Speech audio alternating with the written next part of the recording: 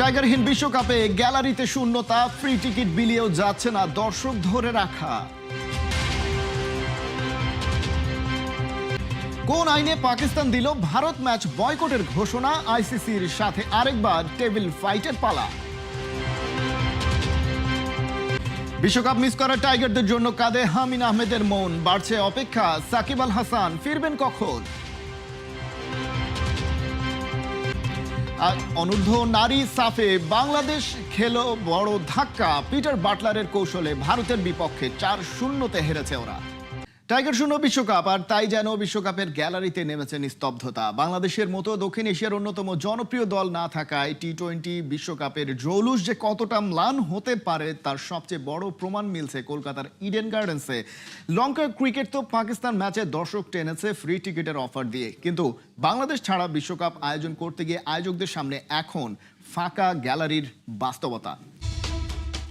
কথায় আছে না, take the risk or miss the chance. Cricket বিশ্বে ভারতীয় আধিপত্যের বিরুদ্ধে প্রশ্নের জায়গায় একদম ফুল স্টপ বসাতে বিশ্বকাপে বাংলাদেশকে বাদ দিয়ে সেই রিস্কটা ঠিকই নিল আইসিসি, কিন্তু চান্সটা হাত থেকে যাবে অবস্থা। কিন্তু কেনই বা এমন পরিস্থিতি, কি বা হয়েছে? প্রশ্নের উত্তরটা দেয়া যাক পাল্টা প্রশ্ন করে। ক্রিকেট মানেই গ্যালারির গর্জন, জনসমুদ্রের ঢেউ আর উন্মাদনার বিস্ফোরণ। আর সেই ক্রিকেটের সবচেয়ে বড় মঞ্চ বিশ্বকাপে যদি গ্যালারি খা করে, তাহলে প্রশ্ন উঠতেই পারে, কোথায় হারালো বিশ্বকাপের জৌলুস?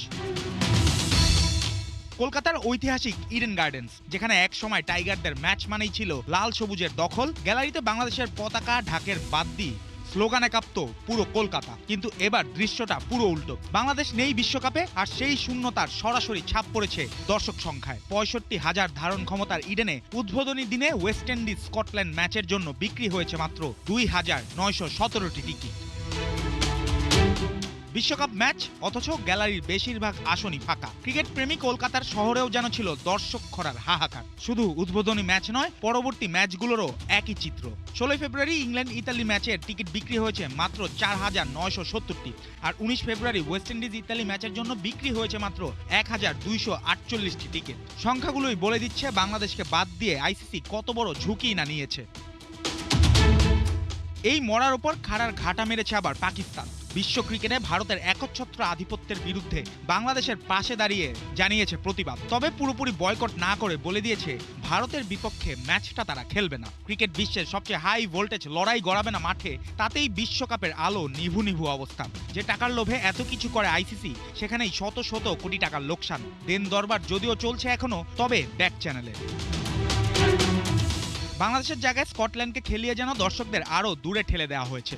ইউরোপিয়ান একটা দেশে ক্রিকেটের খবর আর কজনই বা রাখে?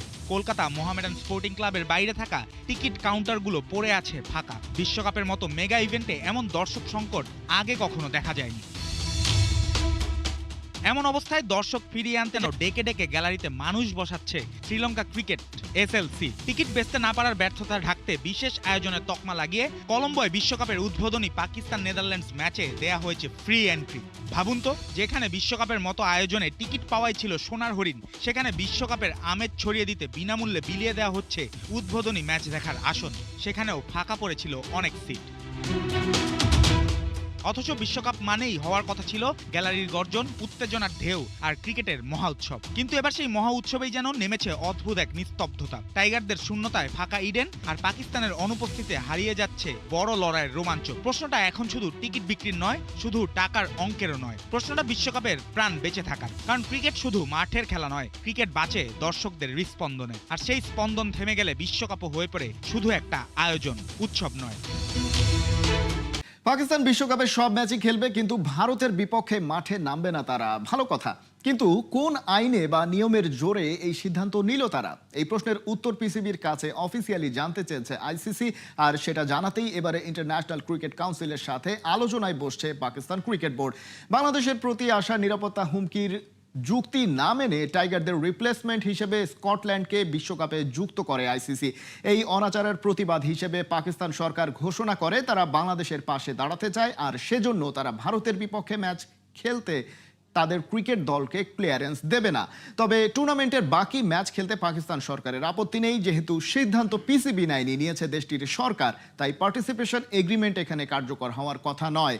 এর আগে এই যুক্তি দেখিয়ে পাকিস্তানের বিপক্ষে ম্যাচ এড়িয়েছে ভারত, যেটাকে বলা হয় ফোর্স মেজর ক্লজ।